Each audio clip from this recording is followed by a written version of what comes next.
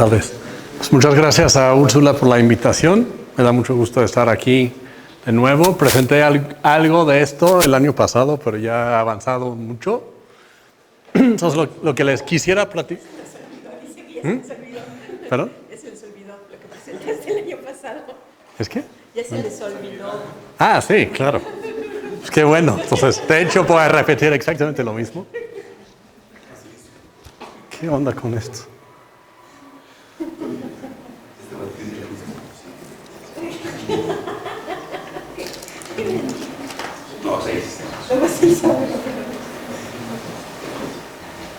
¿Por qué no me...? Ay.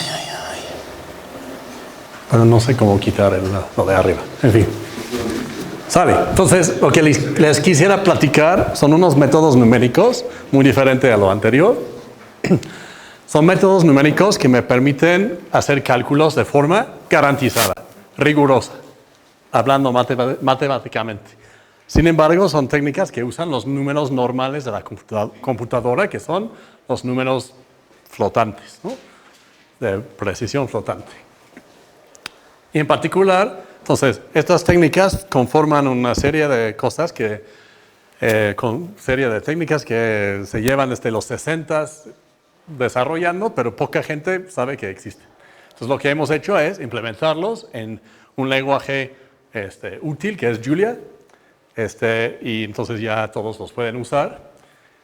Y entonces, estas técnicas se basan en lo que se llama el análisis de intervalos o la aritmética de intervalos. Entonces voy a explicar qué es eso. En particular, lo que quisiera mostrarles es cómo aplicar eso para unas tareas muy fundamentales en el cómputo científico, que son encontrar raíces de funciones donde una función se hace cero y cómo optimizar una función, cómo encontrar el mínimo global o máximo global, realmente global, de una función, que es una tarea que la gente piensa que es imposible o muy difícil. Y bueno, lo es, pero con estas técnicas se vuelve posible, al menos en dimensión suficientemente bajo, ¿no? Entonces, pues trabajo aquí en el departamento de física. Sale. Entonces, pues una breve paréntesis para preguntar, ¿es posible resolver problemas matemáticos o físicos numéricamente? Y en particular, ¿podemos confiar en la computadora que nos dé la respuesta correcta? O sea, todos estos cálculos que se hacen con miles de nodos y eso, ¿realmente podemos confiar que estén bien? ¿O podría producir basura? Entonces, sabemos que puede producir basura. Entonces, por ejemplo, aquí hay un ejemplo bastante aparentemente fácil. Es una función de una variable x real, ¿no? Log del valor absoluto de esta cosa, bla, bla, bla. ¿Cómo se ve eso? Pues se ve como una curva bastante bonita, suave, excepto que hay un chipotito aquí, que casi no se ve, probablemente. Entonces, pues, ¿qué onda ahí? Pues no sabes, ¿no? Entonces, puedes hacer un zoom ahí, ¿eh? Probablemente harías un zoom ahí y dirías, ¿qué pasa ahí? A ver si lo puedo hacer. Claro que no, porque hay que importar los paquetes y...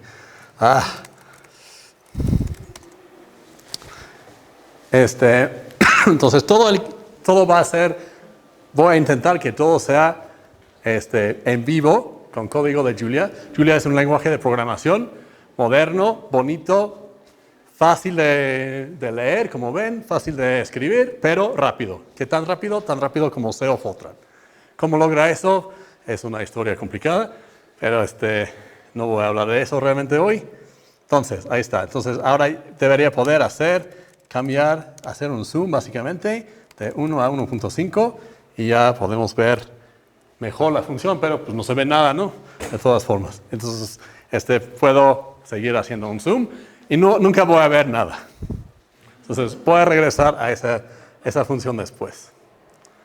Entonces, te daría la idea de que la función es así, ¿no? Entonces, es mentira. La función no es así. Sale. Entonces, un problema que ocurre en muchos problemas científicos es encontrar conjuntos que satisfagan, por ejemplo, desigualdades. Aquí hay una desigualdad complicada ¿Cómo podemos resolver esta cosa? Entonces lo ponemos en matemática y nos escupe una respuesta. ¿Cómo sabemos que es correcta la respuesta? De hecho, la primera vez que la puse en matemática era errónea la respuesta. Entonces, a ver si llego a mostrarles esto. Por ejemplo, eso ocurre, por ejemplo, en la conjetura de Kepler, que era que el empaquetamiento del espacio más denso en 3 dimensiones era con esferas empaquetados con hexagonal close packing, no sé cómo, empaquetamiento hexagonal en 3D, ¿no? Y para resolver ese problema numéricamente, tuvieron que resolver un montón de desigualdades de esa forma. Entonces, pues, tal vez la parte más interesante de esta historia es la optimización, ¿no? Entonces, aquí hay una función, algo complicado, y se ve así. Entonces, pues tiene muchos mínimos, aquí se ven muchos mínimos, y luego tiene mínimos globales, 4 mínimos globales, tiene simetría, entonces los 4 mínimos globales son equivalentes, son iguales, y queremos encontrarlos. Y eso es, si tú usas cualquier código de optimización y empiezas por aquí en medio, pues vas a llegar a algún mínimo local y nunca vas a llegar al global. ¿Por qué? Porque sigue básicamente una colina, ¿no? Usted va colina a, ¿cómo se llama eso? ¿Perdón? Sí, o sea, sigue la gradiente, donde la colina va más abajo y va a llegar directito a un mínimo local y no los globales. Lo que vamos a ver es que estas técnicas me permiten encontrar los mínimos globales. Bueno, entonces voy a hablar de qué es eso de la aritmética de intervalos y por qué me sirve y por qué siempre los apuntadores no sirven. Y aplicaciones, en particular a la optimización global, como estaba diciendo, y también local, o sea, cómo de hecho puedo encontrar todos los mínimos de esa función que acabo de poner con código de Julia. Y todo eso es trabajo conjunto con mi colega Luis Benet del Instituto de Ciencias Físicas en Cuernavaca. Y tenemos todo, por supuesto, es código libre, disponible gratis, libremente, con una licencia súper laxa, la licencia MIT, en este lugar, en GitHub, una organización que se llama Julia Intervals. Y son ya varios paquetes que hacen distintas cosas. Entonces, les quisiera comentar algo brevemente sobre Julia. Es un lenguaje de computación, de cómputo, que se diseñó en particular para que fuera ad hoc para el cómputo científico o el cómputo técnico. ¿Qué quiero decir con eso? Pues sabe que son los arreglos, sabe que son los números de distintos tipos, ¿no? Como Fortran, no sé, por supuesto. Pero los científicos queremos trabajar de forma interactiva con nuestros datos y con nuestros algoritmos. Entonces, pues, al mismo tiempo es interactivo y eficiente. Y eso es único, básicamente, todavía. Entonces, pues, es software libre y está disponible en todos lados, incluyendo el Raspberry Pi, lo que tú quieras. Entonces, ¿por qué Julia? ¿Por qué tengo que inventarme otro lenguaje? Bueno, yo no me lo inventé, pero ¿por qué tuvieron que inventarse otro lenguaje? Pues básicamente porque hay 2 clases grandes de lenguajes. Los bonitos, fáciles de utilizar, que todos queremos, como Python, R y MATLAB, aunque, bueno, mucha gente no quiere MATLAB.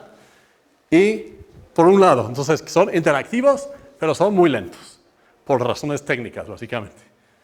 Y del otro lado tenemos C, Fortran y eso, que son rapidísimos, pero pues, súper toscos, súper difíciles de trabajar porque pues, no puedes interactuar con ellos. Eso ya va cambiando, pero pues, Julia se inventó porque querían todo en un lenguaje, ¿no? Entonces, básicamente yo antes usaba Python y C++ y pasaba de C++ para el código fuerte que hiciera las simulaciones pesadas a Python para hacer todo lo demás, de análisis de datos y así. Y es una pesadilla cambiar el lenguaje a cada rato, ¿no? Entonces Julia permite hacer todo eso en un solo lenguaje. ¿Es Julia por Gastón Julia? ¿Vale? ¿Es Julia por Gastón Julia o por qué? No, pues parece que no hay realmente razón por el nombre.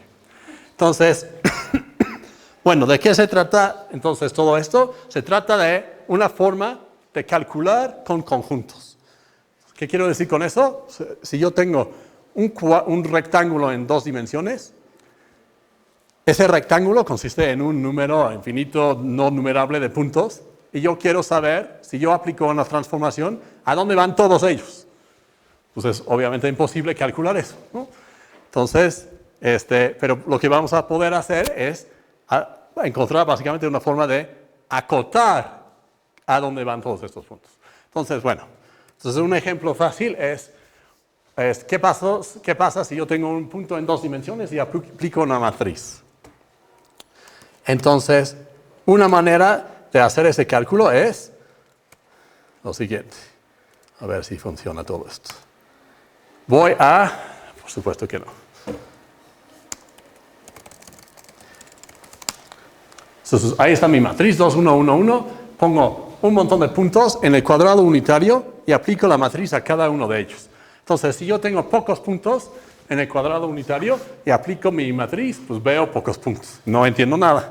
Entonces, puedo ir subiendo el número de puntos. Y poco a poco se va llenando el cuadrado y poco a poco voy descubriendo, digamos, la forma de la imagen de esta función, ¿no? Bajo ese mapeo. Pero, pues, ¿cómo sé realmente que aquí, en este hueco, cómo sé que ahí no hay un chipote así? Que realmente, si yo pusiera puntos aquí, pues saldrían por acá, ¿no? No sé. Claro, en este caso, como es tan sencillo el mapeo, sé. ¿De dónde vienen esos puntos? O sea, ¿dónde estaban en el cuadrado? ¿Pasaron? Algunos se quedaron. O sea, digamos, sí, o sea, mi pregunta es, si yo tomo el cuadrado unitario, ¿a dónde se mapea, no? Entonces, mi respuesta es aparentemente a ese paralelogramo, pero podría ser ese paralelogramo más un chipote aquí que no estoy viendo porque no cae en el lugar correcto ahí, ¿no? Podría ser. Entonces, eso es lo que queremos evitar. Entonces, ¿cómo podemos realmente hacer este cálculo que acabo de hacer con conjuntos? Entonces, básicamente la meta principal va a ser la siguiente. Suena muy matemático, pero es, dado un conjunto y una función, un mapeo, calcular simplemente entre comillas, el rango de esa función, o sea, todos los puntos f de x para x en mi conjunto. Entonces, eso es algo de lo cual los matemáticos hablan todo el tiempo, pero calcularlo está difícil. De hecho, si yo pudiera hacer eso, pues es equivalente a resolver el problema de optimizar una función, porque el rango me dice de dónde a dónde va, es encontrar el mínimo y el máximo. Y para una función complicada es un problema muy difícil. Entonces, eso es lo que quiero hacer. ¿Cómo lo voy a hacer? Lo que vamos a hacer, la idea fundamental es tomar un conjunto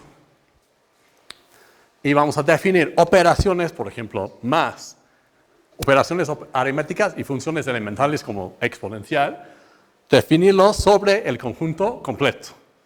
De tal forma que cuando yo aplico mi función a un conjunto, me da otro conjunto, y este conjunto nuevo contiene garantizadamente f de x para todas las x en x. Entonces, casi dije lo mismo. Casi dije que lo que iba a hacer es calcular el rango, pero no. Lo que voy a hacer es calcular un conjunto que contiene el rango, que garantizadamente contenga el rango. No necesariamente va a ser igual al rango, puede ser más grande, pero va a contener el rango. Entonces, ¿cómo voy a hacer eso? Pues tenemos que empezar con lo más fácil, que son intervalos. Es el conjunto más fácil en R, digamos. ¿Qué es un intervalo? Pues voy a siempre trabajar con intervalos cerrados de dos números A y B, son todos los puntos de X, todos los puntos reales entre A y B. Pero simplemente lo voy a representar con los dos números A y B, ¿no? Y entonces mi meta es definir operaciones sobre los intervalos. Por ejemplo, vamos a tomar una operación sencilla, aparentemente, cuadrado, ¿no? ¿Qué quiere decir? Aplicar la función cuadrar, la función que lleva x a x cuadrada a un intervalo i, que va de a a b. Pues por mi definición, quiero que el resultado debería ser el conjunto de todos los cuadrados para todos los x en ese intervalo, ¿no? Así lo voy a definir. Si así lo defino, entonces cuando elevo el intervalo al cuadrado, el resultado va a ser otro intervalo que contiene todos los cuadrados de los números en el intervalo original. Por ejemplo, ¿cuánto vale 1, 2 al cuadrado? Pues tengo que elevar todos los números de 1 a 2 al cuadrado. Si hago eso, pues obviamente el mínimo es 1 al cuadrado, el máximo es 2 al cuadrado, me da 1 al 4. Muy fácil. Pero ¿qué tal menos 1, 2 al cuadrado? Quiero elevar todos los números en ese conjunto al cuadrado. ¿Cuál es el resultado? 0, 4. Muy bien. Entonces, no es simplemente agarrar el valor izquierdo y elevarlo al cuadrado y el valor derecho y elevarlo al cuadrado. Tengo que hacer un análisis de la función. Básicamente lo que tengo que hacer es encontrar todos los pedazos monótonos de la función y separarlos en mi análisis y pegarlos al final, ¿no? Entonces aquí, pues sé que la función cuadrada elevada al cuadrado es monótono de menos infinito a 0 y de 0 a infinito. Entonces voy a separar ese intervalo en la parte de menos 1 a 0 y la parte de 0 a 2, elevar cada uno de ellos al cuadrado de esta forma y luego tomar la unión de estos dos conjuntos y eso me da la respuesta. Esa es una manera de pensarlo.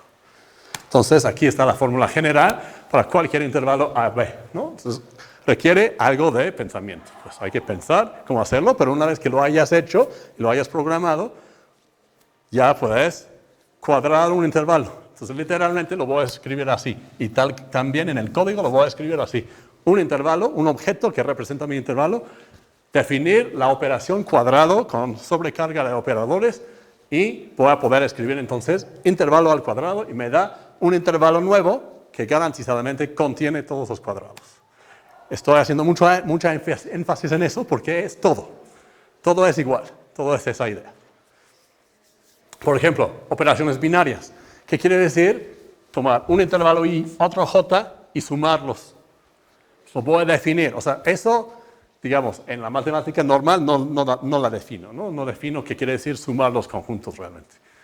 Hay distintas definiciones, pero o sea, yo voy a definirla como a mí me convenga y a mí me conviene tomarlo así. Va a ser el conjunto de todas las x más y para x en el primer conjunto y y en el segundo. ¿Por qué lo defino así? Porque entonces, otra vez, si sumo dos intervalos, garantizadamente va a contener a fuerzas todas las sumas de todos los puntos posibles de todos los intervalos. Claro, ese cálculo otra vez no lo puedo hacer. No puedo sumar todos los puntos porque son un número infinito de ellos. Entonces, lo que voy a hacer es encontrar otra forma de hacerlo operacionalmente, que es así. ¿Cuál es el valor mínimo posible? Pues es la suma de los mínimos. ¿Cuál es el valor máximo posible? La suma de los máximos. Entonces así voy a definir la suma de los intervalos. Y ya. ¿De acuerdo? La idea realmente es sencilla, ¿no? Y la implementación, vamos a ver que también. Entonces si hago todo eso, ¿cuál es el punto? Si para cada una de mis funciones, seno, por ejemplo, tengo que ver dónde es monótono, pues en cada cuadrante es una super lata hacerlo, pero si lo haces, entonces llegas a esto. Si tienes una función cualquiera, no cualquiera, pues, que se llama factorable, que se puede escribir como una secuencia de operaciones unarias y binarias, unitarias o como se llame, y se lo aplicas a un intervalo x usando esas operaciones nuevas que definimos, entonces, como en cada paso el resultado contiene el rango, pues el resultado total tiene que contener el rango. O sea, si aplico mi función a mi intervalo, contiene el rango verdadero de la función. Contiene. Puede que sea mucho, muy grande, mucho demasiado exagerado, no, puede ser que el rango verdadero es así y el rango que calculo sea así. Puede ser, pero garantizadamente lo contiene. ¿Sale? Por ejemplo, aquí hay un ejemplo muy básico. ¿Cuánto vale? 0,1 menos 0,1. El problema es que como definí la aritmética de intervalos, tengo que tomar cualquier valor aquí adentro y restarle cualquier valor aquí adentro. Entonces puedo tomar 0 menos 1, me da menos 1. Y puedo tomar 1 menos 0 y me da 1. Entonces, aquí hay un ejemplo donde la aritmética de intervalos me arroja algo muy grande, ¿no? Pensaría que me debería dar 0. Entonces, eso es un gran problema. Y por eso, de hecho, cayó en desfavor esos métodos por mucho tiempo, por distintas razones, ¿no? ¿Sale? Entonces, ¿cómo lo puedo implementar en Julia? Voy a ir muy rápido en esto. O sea, como en cualquier lenguaje moderno, puedo definir mis tipos nuevos. Aquí es un tipo que se llama Simple Interval y tiene dos cosas adentro, la cosa abajo y la cosa arriba. El mínimo y el máximo. Entonces aquí simplemente defino un intervalo A, que es el intervalo de punto 1 a punto 1, y el otro 2, B, que es punto 2 a punto 2. Y luego pues, tengo que definir cómo sumar los intervalos. Y Julia tiene esa bondad de que la sintaxis realmente es súper fácil y entendible, más de una X, que es de tipo simple interval, y una Y, que es de tipo simple interval, lo defino como un simple interval, que es sumar los puntos bajos y sumar los puntos altos, ¿no? Y luego hay una manera de cambiar cómo represento en la pantalla un simple interval con esa función show.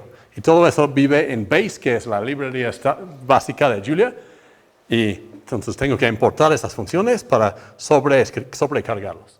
Y lo que estamos viendo es que más en Julia, que es en C++ o lo que sea, es una cosa rara, ¿no? Es un operador, no sé qué es. En Julia simplemente es otra función.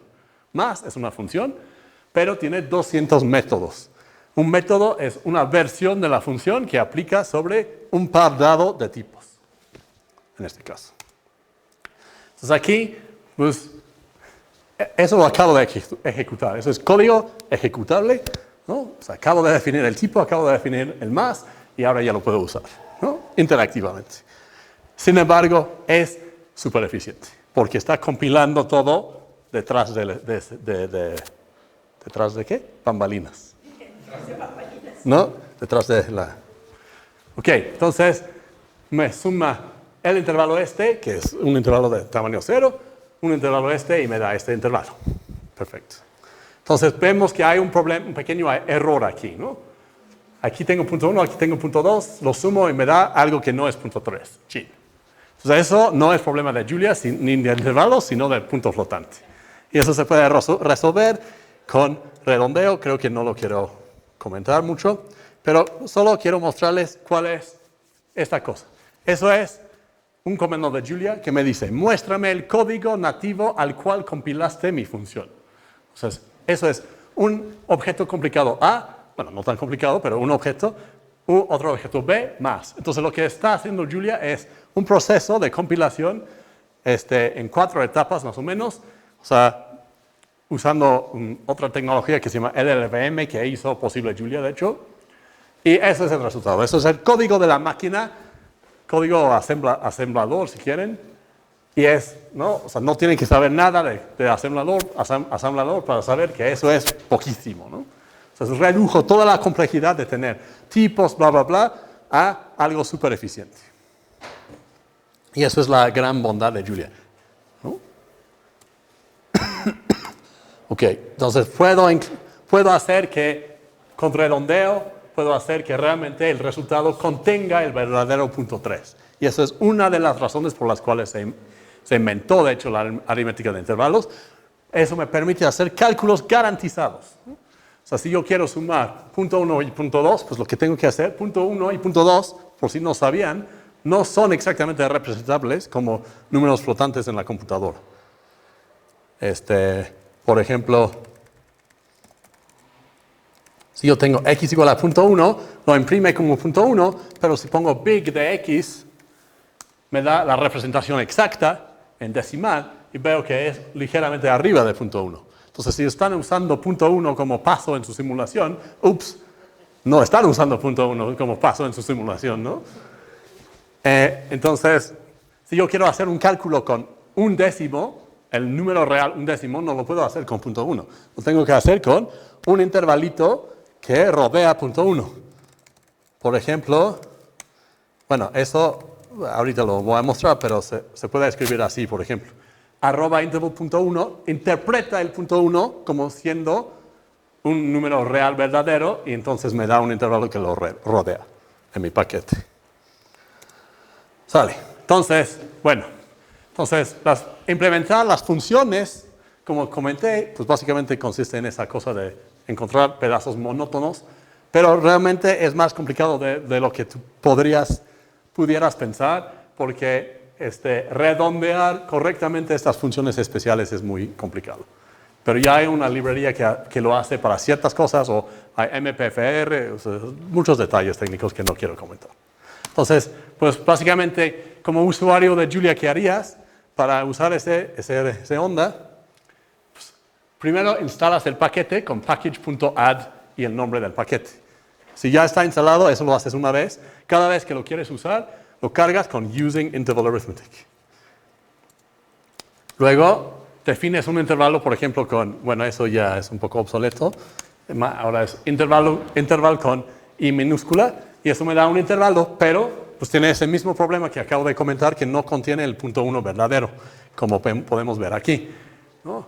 Ahí vemos que no contiene el punto 1. Entonces, en lugar de eso, vamos a usar esa otra notación bonita que me permite Julia. Punto es un operador de Julia que existe en Julia, pero no tiene ningún significado, pero tú lo puedes sobrecargar para tus propios objetos.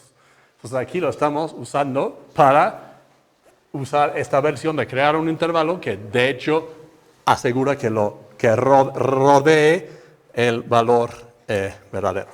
Entonces, por ejemplo, aquí creo dos intervalos y los sumo y hace todo lo correcto, ¿no? Entonces hace exactamente lo que estábamos diciendo teóricamente, ahora lo hace en el código. Y pues ahí está, @interval, eso se llama un macro. Lo que hace es toma un pedazo de código de Julia y lo modifica y lo convierte en otro pedazo de código. Entonces en este caso lo que está haciendo es tomar punto 1, y en lugar de usar el flotante punto 1, usa el número real, un décimo, y lo rodea con un intervalo.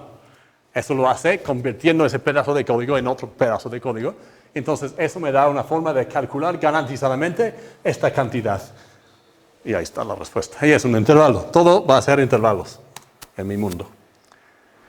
Y pues puedo hacer todo eso en más dimensiones. Si uso interval box del intervalo 1, 2 y el intervalo 3, 4, me da un objeto que representa una caja en 2 dimensiones, que es 1 a 2, cruz, producto cartesiano, 3, 4. ¿Verdad? Esta caja. Y pues lo puedes dibujar bonito con Julia, ¿no? Y de hecho, incluso lo puedes escribir bonito con Julia. Lo puedes escribir así: 1, 2, \times. Eso es una compleción de LaTeX. Tab lo reemplaza con un operador Unicode.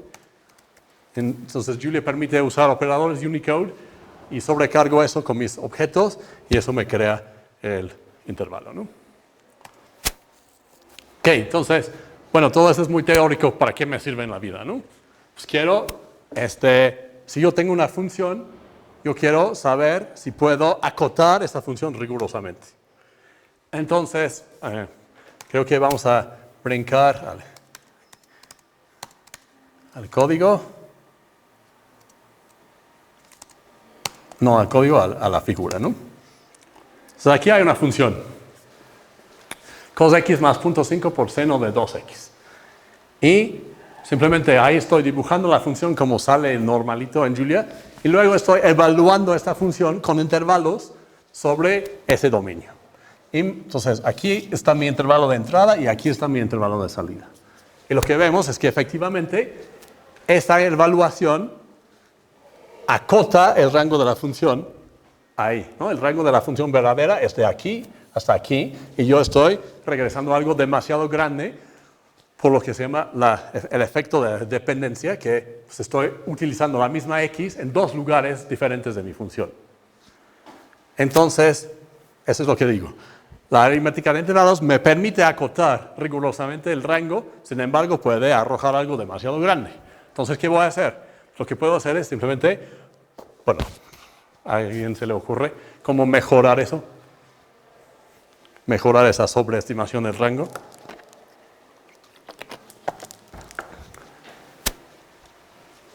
El punto es que estoy dando un intervalo muy grande de comer. Si le doy uno más chico, podría ser, no es evidente, que vaya a ser mejor. Y de hecho sí. Entonces, porque eso es lo que estoy haciendo aquí, ¿no? Estoy dividiendo cada vez más pedazos. Eso es el número de pedazos que estoy manipulando con mi slider interactivamente. Y ahí vemos que cuando hay más intervalos, pues acoto bastante bien el rango de la función. Claro, todavía tengo una pequeña sobreestimación en todos lados, ¿no?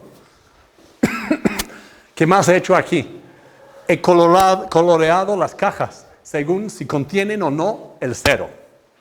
Por ejemplo, esta caja no está cerca del 0, ¿no? Entonces lo coloreé con rojo. ¿Por qué? Porque entonces, ¿para qué puede servir esto? Pues para encontrar raíces. Aquí están las raíces. O ahí podrían estar las raíces. Podría haber raíces ahí. Esto también funciona si la función no es continua. Ojo. Entonces podría ser que esta función no fuera continua aquí y no hubiera raíz. Pero lo que me está diciendo es, estas cajas azules es donde podría haber raíces. Todas las cajas naranjas no puede haber raíces. Teorema. ¿No? ¿Por qué? Porque esta caja es una sobreestimación del rango verdadero de la función en este intervalo. Si esta sobreestimación no contiene el 0, pues entonces el rango no contiene el 0 y por lo tanto no hay raíz por definición de raíz. Entonces, eso es todo. Ya con solo definir las operaciones básicas de intervalos, ya podemos hacer algo práctico, útil, bonito y así. ¿Sale? Entonces aquí dibujé otra vez esta función rara que puse al principio, ¿no? La que tenía el chipote. Y lo vamos a acotar. Hice un poco de trampa aquí, pero vamos a ver lo que pasa cuando empiezo a dividir. Lo que empieza a pasar es, ahí está el chipote que vimos. Entonces lo que me está arrojando este método de intervalos es un intervalo, de hecho, infinito. Y de hecho esta función baja a menos infinito, en un rango súper chiquititito. ¿Por qué? Porque es log de un valor absoluto, y entonces cuando estoy muy cerca, con el valor absoluto, el argumento es muy cercano a 0, pues es muy negativo. Pero pues mañosamente lo escogieron para que eso pasara en un rango súper chiquito, ¿no? Entonces, eso nunca lo vas a ver si simplemente muestreas la función, te lo garantizo. Entonces, estos métodos me están llamando la atención diciendo, oigan, algo raro está pasando aquí, ¿no? Y por supuesto puedo hacer funciones arbitrariamente complicadas. Por ejemplo, x va a seno de 1 entre x, siempre y cuando evite el 0, donde me arroja menos infinito a infinito mi método.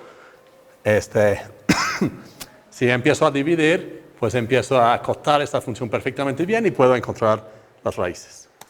Entonces, eso es lo que acabo de decir, cómo encontrar raíces, ¿no? Entonces aquí hay un cálculo ejemplo súper fácil. Yo voy a definir una función f de x en Julia, una función normal de Julia. Y bueno, Julia me permite usar esa notación bonita para definir funciones sencillas, de simplemente usar la definición tipo matemáticas, ¿no? F de x igual a x cuadrada menos 2. Quiero encontrar sus raíces, que están en raíz de 2 y menos raíz de 2. Si yo le doy de comer un intervalo x que es 3 a 4, bueno, tiene ese tipo interval que viene de este paquete. Si lo elevo al cuadrado, lo sabe hacer, porque lo definí. Y ahora si resto 2, pues toma ese intervalo al cuadrado y le resta 2 y me da 7 a 14. Ese intervalo no contiene el 0, por lo tanto no hay raíz de esta función en el intervalo 3 a 4. Teorema, ¿no? Pero es más, puedo ponerle un intervalo infinito incluso ahí. O sea, el paquete sabe manejar intervalos infinitos. Ese infinito aquí es un símbolo que también Julia me permite teclear poniendo \inf, que es otra vez la cosa de LaTeX. Pongo tab y lo completa a este símbolo. Y ese símbolo lo definí. O sea, ¿qué es este infinito? De hecho, es inf. ¿Qué es inf? Es un valor que existe en la representación de los números de punto flotante que representa el infinito, o sea, un número más grande que cualquier número representable. Y yo puedo usar eso en mi código. Y en serio. Ay, come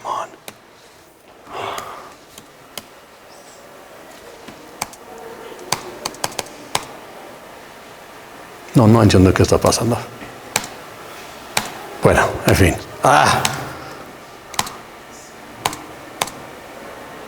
Ok, entonces ahí está, puedo usar el intervalo semi-infinito de 3 a infinito, me arroja 7 a infinito que no contiene 0. Entonces, ¿qué he hecho? He excluido una región semi-infinita de mi búsqueda de raíces en un golpe. Es increíblemente poderoso.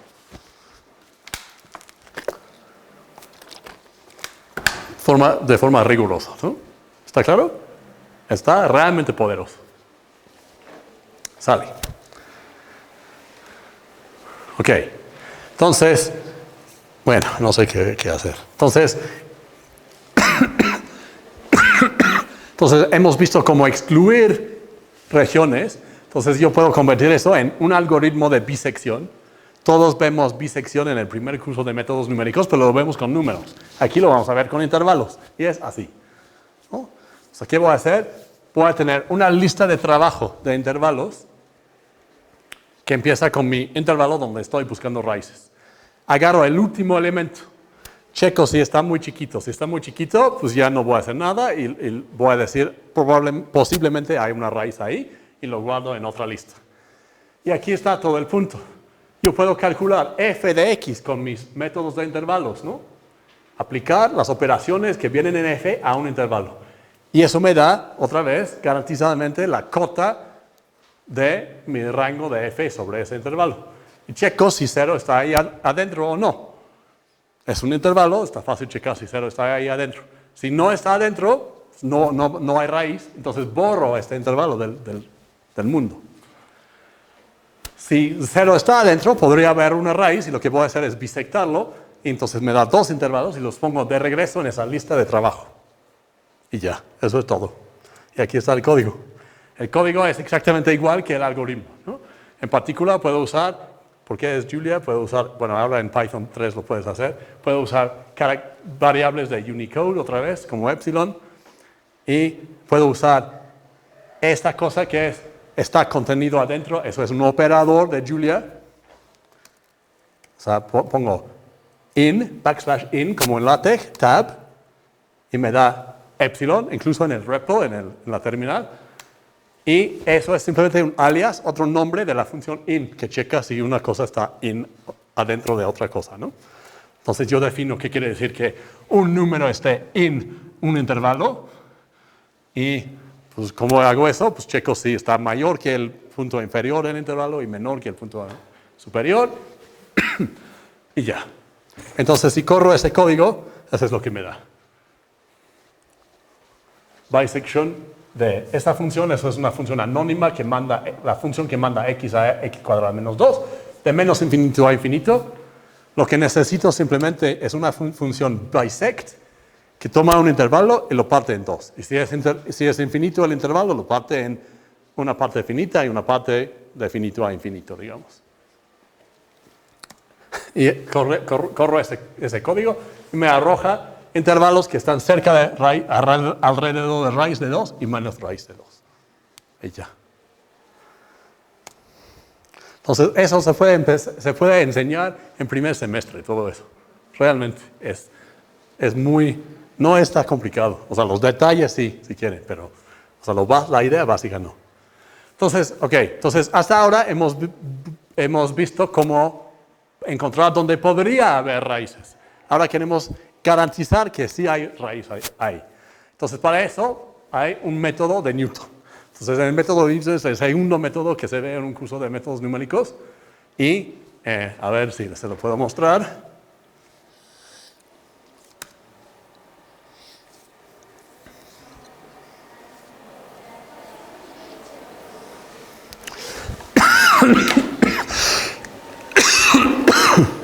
Perdón.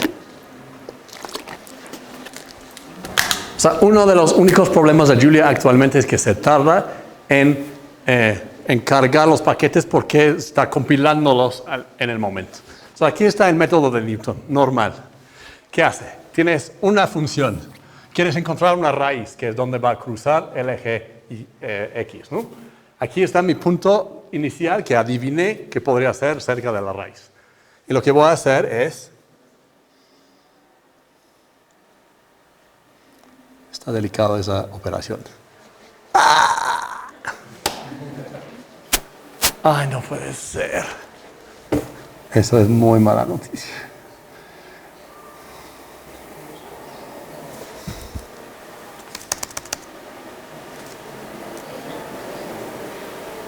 Ok, entonces sube hasta la función, encuentra este punto, toma la recta tangente, como lo hace, calcula la derivada ahí, y si sigue por esta recta, ve dónde intersecta, y eso es el siguiente punto, ¿no?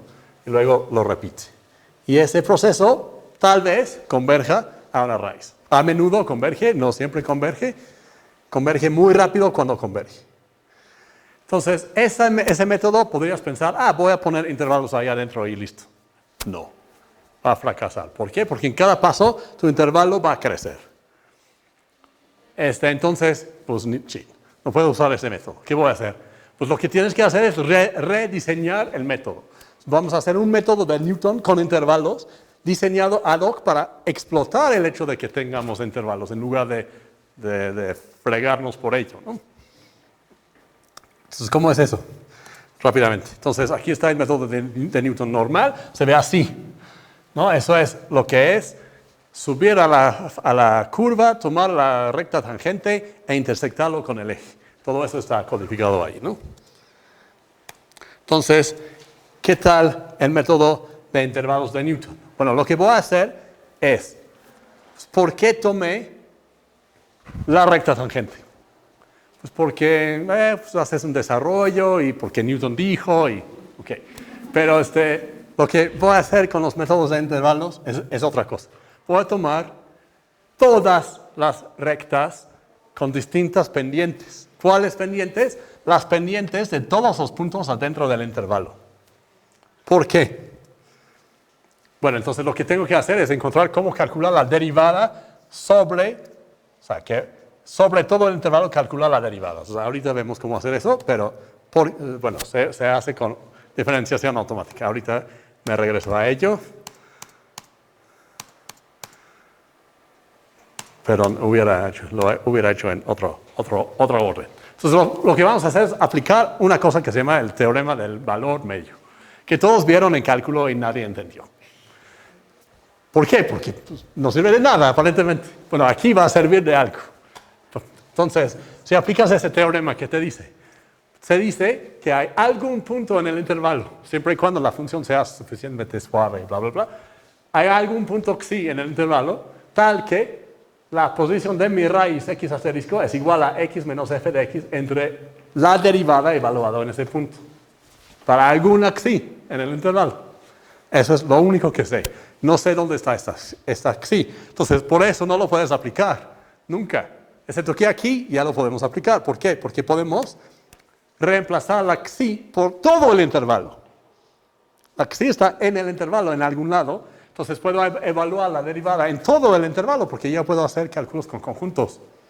Entonces, puedo definir un operador de Newton sobre un intervalo que es tomar el punto medio del intervalo, no tiene que ser el punto medio, pero vamos a tomar el punto medio menos f del punto medio entre la derivada aplicada en todos los puntos del intervalo. ¿Qué me dice el teorema del valor medio? Que este bicho tiene que contener la raíz. Tiene que estar ahí adentro. Es un intervalo, ¿no? Estoy haciendo un cálculo. Con un intervalo, todas las operaciones las hago con intervalos, me arroja un intervalo. Teorema, ese intervalo tiene que contener la raíz. Vamos a ver. Espero.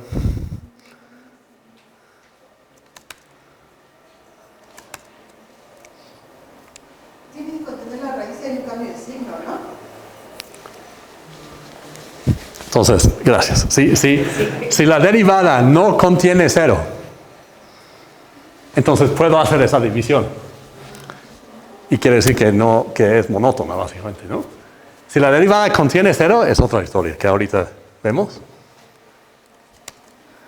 A ver, ¿dónde está este? Ok, vamos. Ok, ahí está. Estoy haciendo exactamente lo mismo que hice arriba, excepto que no. O sea, tengo la misma función x cuadrada menos 2. Ahí está. Estoy empezando en algún lado y puedo cambiar dónde empiezo. Por ejemplo, voy a alejarlo. Ahí está, estoy empezando lejos. Estoy subiendo a la curva. Pero ahora, en lugar de tomar la recta tangente, tomo todas las rectas con todas las pendientes de f' en algún xi para todas las xi en mi intervalo original. Eso es lo que estoy haciendo. Entonces, si tomo todas estas rectas, eso es lo que estoy dibujando ahí. El gris son todas estas rectas. Literalmente dibujé las rectas. Solo que no se ven, ¿no? Porque hay muchas. Y estoy intersectando todas estas rectas con el eje X. Y eso me da ese intervalo rojo. Y ven que ese intervalo rojo contiene la raíz. ¿Por qué? Porque el teorema del valor medio me dijo que había una recta particular ahí que correspondía a f' de xi para alguna xi en el intervalo. ¿Cuál es? Todavía no sé cuál es, ni me importa. Sé que está ahí adentro, pues lo estoy escogiendo, estoy trabajando con todos, entonces en particular estoy trabajando con él. Está muy raro, pero así es. Y luego, ¿qué hago? Pues ahora tengo un intervalo nuevo, entonces repito el procedimiento. Entonces, ahí está. Tomé ese intervalo, tomé el punto a la misma proporción en el intervalo, subí a la función, tomé todas las derivadas en este intervalo, las intersecté, ahí está, me da este nuevo intervalo. Luego me da este, y luego me da este, y muy rápidamente ya convergió a un mini intervalo alrededor de la raíz. Y se puede demostrar que converge, al principio converge al menos linealmente, o sea, el tamaño nuevo es máximo la mitad del tamaño viejo y al final converge cuadráticamente como tiene que ser un método de Hilbert. Es increíble este método. Y nadie sabe que existe. ¿Ese punto cuál te salió? ¿Ese punto cuál es? ¿El número? ¿Este punto? Sí, ¿cuál es el número es? Pues es la raíz de 2. No, sí, pero ¿qué número es? Porque al final... 1 punto no sé qué. O sea, no, claro, o sea, aquí solo es una visualización, ¿no? Sí, o sea...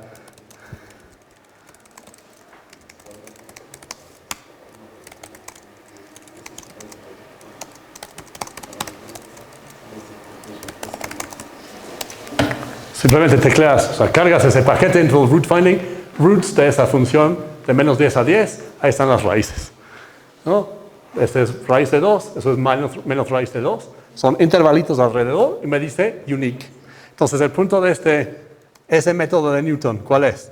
Como acabo de decir, el teorema ese me garantiza que encuentra, o sea, si hay una raíz ahí, garantizadamente lo encuentra y me garantiza de hecho que es única.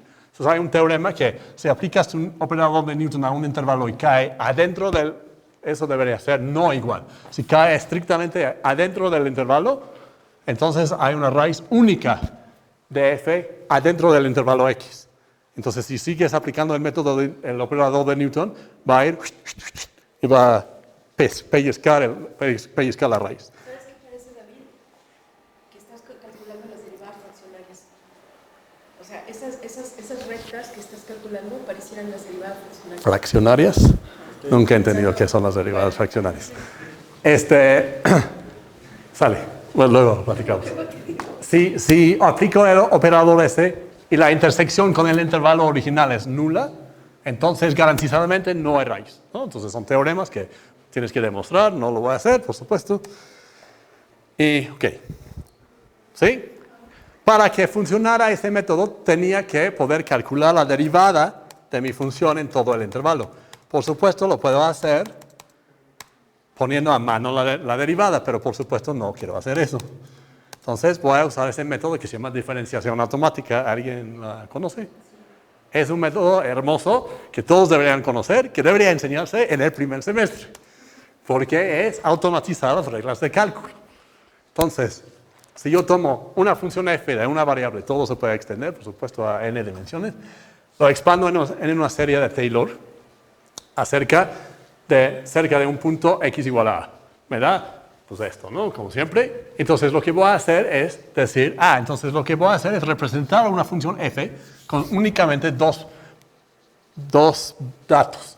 El valor de la función en a y el valor de la derivada de la función en a. Entonces eso lo puedo representar en Julia con un tipo nuevo que suelen llamarse dual numbers, duales. Y vamos a definir las reglas aritméticas sobre estos objetos para que reflejen las reglas del cálculo, ¿no? Entonces, el punto es que un objeto de este tipo representa una función. Entonces, ¿cómo calculo la derivada de la suma de dos funciones? Pues es la derivada de la suma es la suma de las derivadas. Entonces, eso es lo que estoy diciendo aquí.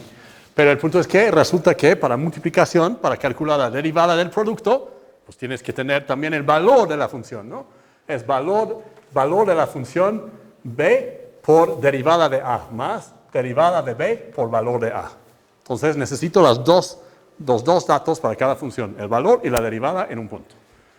Y la suma, entonces, por ejemplo, el producto de dos números duales es, el primer término es el producto de sus valores en ese punto y el segundo es la fórmula del cálculo de la regla del producto. Entonces, únicamente, bueno, tengo que evaluar todo eso. En serio. Entonces aquí está mi función de siempre, de Julia. Y ahora tengo que también, como tengo menos ahí, tengo que definir que es menos de un dual con un número. Pues ¿qué es? Es simplemente restarle el número al valor de la función, pero la derivada no cambia. O sea, todo eso hay que verlo con cuidado, por supuesto, ¿no? Entonces, ¿qué voy a hacer? Voy a empezar desde la función identidad.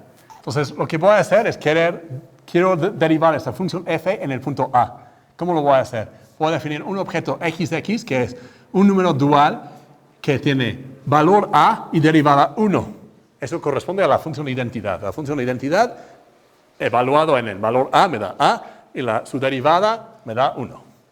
Entonces, ¿por qué es así? Hay que también pensarlo y todo. Pero cuando evalúo mi función sobre este nuevo objeto, me da 7, que es el valor de la función evaluado en A.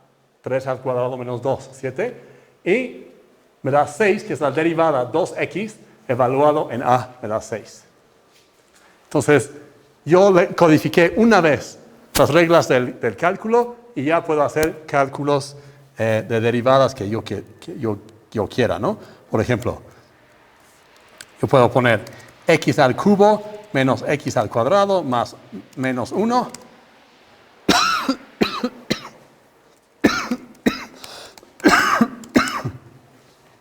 Entonces, eso es la derivada de esta función en el punto A, igual a 3. Entonces, es una técnica súper poderosísima y se utiliza pues, en Machine Learning, por ejemplo.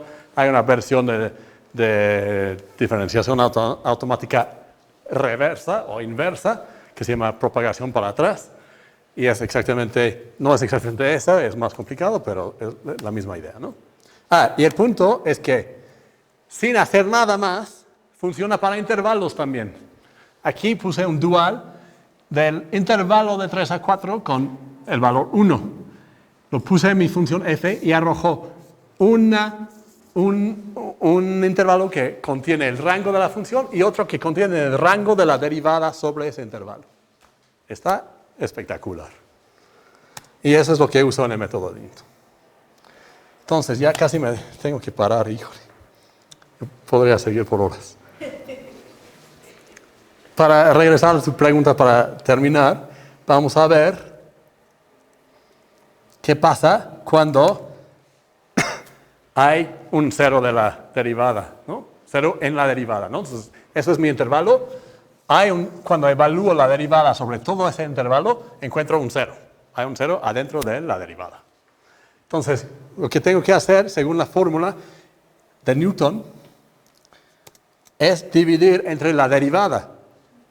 La derivada contiene cero. Chin, ¿qué puedo hacer? Entonces, lo que hago es tomar, de todas formas, tomo todos los pendientes, todos los valores f' de xi para algún xi y dibujo pendientes rectas con esas pendientes, ¿no? Estoy aquí en mi punto, dibujo todas las rectas con todas las pendientes y me da todo ese rango. Pero ven que hay una región donde no aparece nada. Entonces, básicamente, cuando hago esa división, tengo que hacer la división excluyendo cierta región. Esa región es la región que viene de excluir la parte que va de algo a infinito y la parte de algo a menos infinito. Y eso es exactamente lo que estamos viendo aquí. Entonces, básicamente, lo separas en esas dos partes. O sea, básicamente, estos pendientes hasta 0 y luego de 0 a ahí. Son dos partes. Me da dos intervalos ahora. Entonces, voy a trabajar sobre estos dos intervalos de ahora en adelante. Entonces, en el siguiente paso, pues simplemente es como un árbol, ¿no? Estoy generando un árbol de intervalos. Aquí trabajo sobre estos dos y hago el mismo procedimiento que acabo de decir. Y se pueden ir partiendo en más pedazos. Y el punto es que, entonces, el método de Newton, intervalar, o no sé cómo se dice, interválico, no sé. Básicamente, aquí, por ejemplo, en este pedazo, no se intersecta con el eje. Entonces, aquí se desaparece esa parte. Ya demostraste que no hay raíz ahí porque no hay intersección. Entonces, aquí ya, ahí está la intersección, eso es lo que tomas y va convergiendo directito a las raíces. A todas las raíces en el intervalo. Entonces, ¿qué puedo hacer? Si mi código funciona, que no lo garantizo, yo puedo pedir las raíces de esta función en el intervalo de menos infinito a infinito. Esa respuesta es un teorema, si crees que mi código sirva, es un teorema. Dice, hay únicamente dos raíces de esta función en el intervalo menos infinito a infinito. Están aquí y aquí y son únicas en esos intervalos. Entonces, eso es lo que puede hacer ese método, ¿no? Por supuesto, yo no lo inventé, se inventó en los 60s, pero nadie sabe que existe, pero es buenísimo. Claro, tienes que tener todo un paquete de intervalos, pero hay muchos paquetes de intervalos, pero otra vez no son tan utilizables o no son tan rápidos o etcétera, ¿no? Entonces ahora está este paquete que es al mismo tiempo fácil de usar, eficaz, todo, ¿no? Y esperamos que correcto. Sale, bueno, pues había mucho más que decir, pero creo que con eso tengo que terminar. O sea, puedes hacer, bueno, rápidamente, vamos a hacer esa cosa en la cosa de mapear el cuadrado en dos dimensiones, ¿no? Entonces aquí estoy mapeando el cuadrado con mi función y me da este cuadradote, bueno, rectángulo.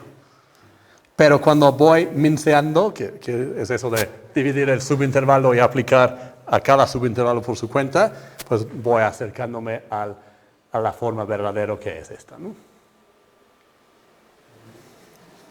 Entonces, pues todavía hay una sobreestimación, pero puedo reducir la sobreestimación partiendo mi intervalo. Claro, estoy haciendo muchos cálculos, pero hay métodos más eficientes, por supuesto. ¿Tu mapeo es conforme? ¿Perdón? ¿Tu mapeo es conforme? No, ese mapeo preserva áreas. Preserva áreas. O sea, el área de esta es la misma que el área de esta. Porque lo escogí, pero puedo cambiarlo, ¿no?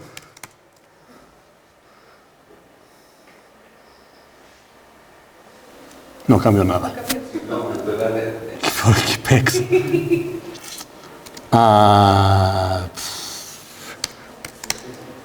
No, para que fuera conforme debería conservar área. Ahí está. O sea, ahí no se conserva nada, ¿no? O sea, sí, entonces, bueno, me tengo que ir, pero podemos resolver ecuaciones no lineales en n dimensiones, podemos optimizar funciones en n dimensiones y es buenísimo. Y ya, muchas gracias.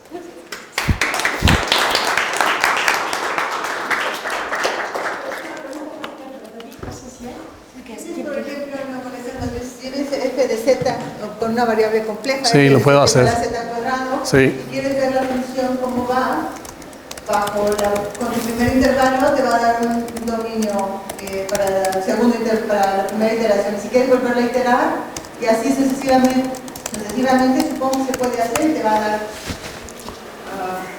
Ahí está. Puedes iterar en veces y ver cómo van los Sí. dominios. Sí. Y puedo encontrar las raíces de mi función compleja. Algunas funciones complejas por el momento. O sea, usa la misma tecnología, lo convierte a una función real de R2 en R2. Entonces puedo encontrar raíces o sea, puedo encontrar eigenvalores. Eso está más complicado, pero básicamente cuando subes la dimensión se empeora todo, ¿no? Por supuesto. Pero porque estoy haciendo bisecciones. Entonces hay toda otra tecnología que no tengo el tiempo de hablar. Cuando tiene seno de z menos z igual cuando tiene raíces. Sí. O sea, porque son problemas que Sí. son complicados de encontrar. Claro. Pero en principio lo puedo hacer, solo que hay detalles técnicos que no están resueltos. Si alguien quiere ayudar, pues, bienvenido. Va a haber un estudio. Ella está haciendo eso. Ah, ok. Es que Julia y Fatu salen a través de estas cosas para variable compleja. Ya. Ok. Estaba si Julia tenía Ya. que ver con esto. No, Julia solo es una herramienta, ¿no? El nombre, sí, claro. Pero, o sea, es una herramienta muy poderosa que te permite hacer cosas al mismo tiempo de forma bonita. O sea, bueno, les mostré el código, creo, ¿no? Bueno, aquí está el código para optimizar una función. Eso es. Es muy sencillo. Claro, hay versiones mucho más complicadas que eso. Y puedes optimizar funciones en 50 dimensiones y encuentra el óptimo global, así, boom. Pues bueno, muchas gracias a David. Gracias. Tenemos tu constancia. No, por favor, no me des ninguna chiconza.